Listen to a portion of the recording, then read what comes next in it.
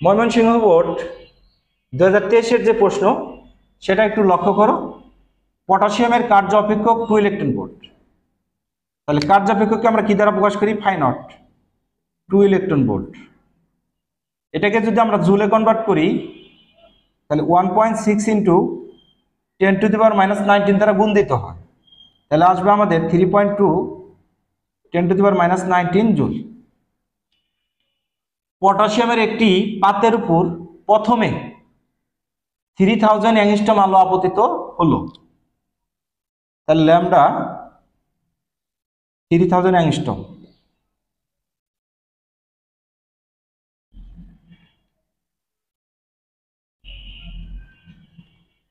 তাহলে প্রথমে যে তরঙ্গ দৈর্ঘ্যের আলো আপতিত হয়েছে তার মান 3 × 10⁻⁷ মিটার। পরবর্তীতে 4500 অ্যাংস্ট্রম এর আলো ফেলা হলো। তাহলে সেই ক্ষেত্রে আমরা লিখতে পারি ল্যামডা প্রাইম 4.5 × 10⁻⁷ মিটার। দেখো 3 মার্কের প্রশ্ন। প্রথম ক্ষেত্রে নিঃসৃত ইলেকট্রনের গতিশক্তি। তাহলে দেখো আলোক তড়িৎ ক্ষেত্রে আমরা জানি E = ফাই নট কার্যাপেক্ষক প্লাস ইলেকট্রনের গতিশক্তি।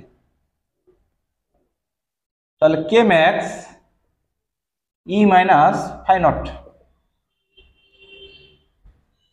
এর পরিবর্তে লিখতে পারি আমরা hc/λ - ফাই নট। h প্লাঙ্কের ধ্রুবক 6.63 10⁻⁻34। c হচ্ছে আলোর বেগ 3 × 10⁸। ল্যামডা প্রথমে যে তরঙ্গ দৈর্ঘ্যের আলো আপতিত হয়েছে 3 × 10⁻⁷ 3.2 × 10⁻⁹।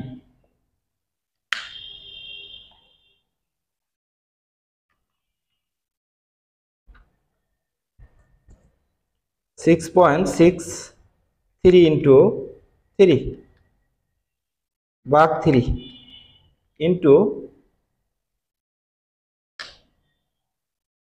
6.63 10⁻⁹ 3.2 into 10⁻⁹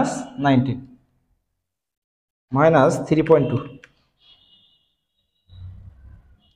6.63 minus 3.2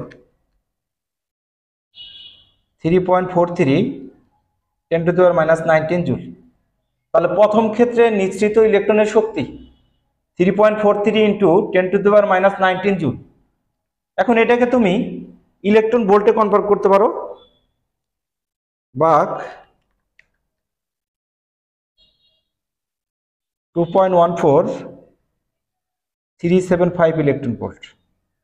তাহলে প্রথম ক্ষেত্রে নিঃসৃত ইলেকট্রনের গতিশক্তি হচ্ছে 3.43 10⁻⁹ জুল অথবা 2.14375 ইলেকট্রন ভোল্ট।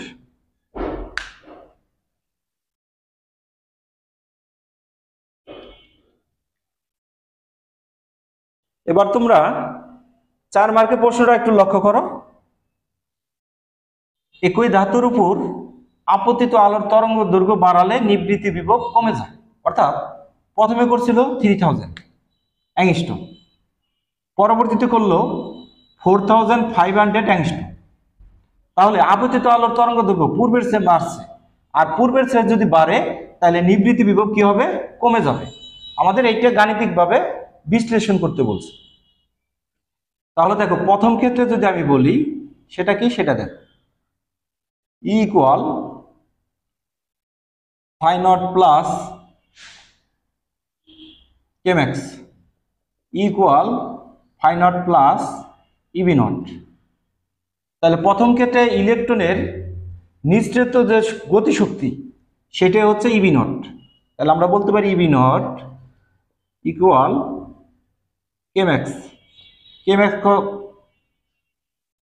max হচ্ছে 2.14375 ইলেকট্রন ভোল্ট, আর এই পাশে হচ্ছে কি আমার ইবি নট।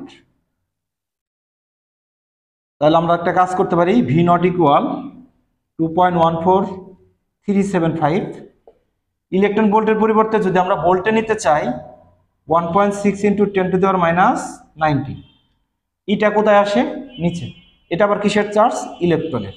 1.6 × 10⁻90, এটা কাটলাম, তাহলে লাস্ট আছে আমার 2.14375 ভোল্ট। তার মানে প্রথম ক্ষেত্রে নিবৃত্তি বিভবের মান হচ্ছিল আমার এটা V0 2.14375 ভোল্ট।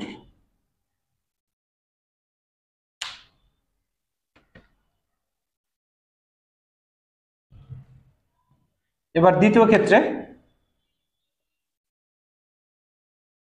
ক্ষেত্রে দেখো আপতিত আলোর তরঙ্গ দৈর্ঘ্য 4500 অ্যাংস্ট্রম। তাহলে আমরা বলতে পারি E = φ0 প্লাস kmax। আবার বলতে পারি E = φ0 EB0। এটা পরিবর্তে লিখতে পারি আমরা hc/λ φ0 প্লাস EB0। আবার আমরা বলতে পারি EB0 = hc/λ φ0। সুতরাং V0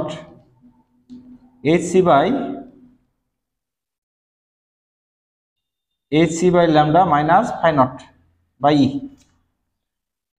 তাহলে প্রথম ক্ষেত্রে তরঙ্গ দৈর্ঘ্য ছিল 3000 অ্যাংস্ট্রম, নিবৃত্তি বিভব এটা। দ্বিতীয় ক্ষেত্রে তরঙ্গ দৈর্ঘ্য হলো আমার 4500 অ্যাংস্ট্রম, নিবৃত্তি বিভব ধরলাম আমি V0 প্রাইম। তার মানে আমার এখানে হবে প্রাইম প্রাইম প্রাইম। এবার আমি মানগুলো বসিয়ে দিব।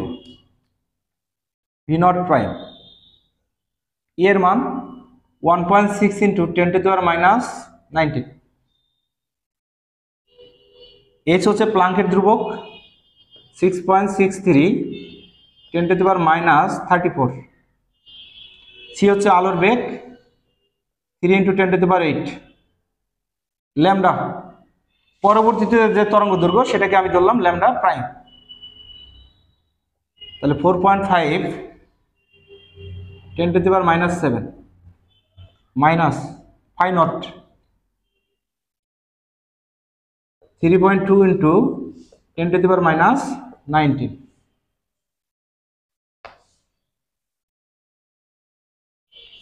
6.63 × 3 ভাগ 4.5 4.42 10⁻19 3.2 × 10⁻19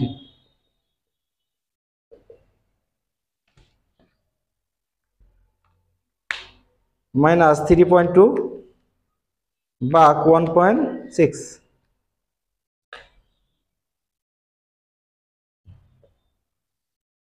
0.7625 ভোল্ট। তার মানে বিষয়টা একটু লক্ষ্য করো, V0 প্রাইম পাইলাম আমরা 0.7625 ভোল্ট। প্রথম ক্ষেত্রে তরঙ্গ দৈর্ঘ্য ছিল এটা, আপতিত আলোর তরঙ্গ দৈর্ঘ্য এটা, নিবৃত্তি বিভব হলো আমার এটা। দ্বিতীয় ক্ষেত্রে তরঙ্গ দৈর্ঘ্যের মান কি বাড়ছে, আপতিত তরঙ্গ দৈর্ঘ্যের মান বাড়ছে, তার নিবৃত্তি বিভবের মান কমছে, পূর্বের চেয়ে কম, তার মানে কমছে।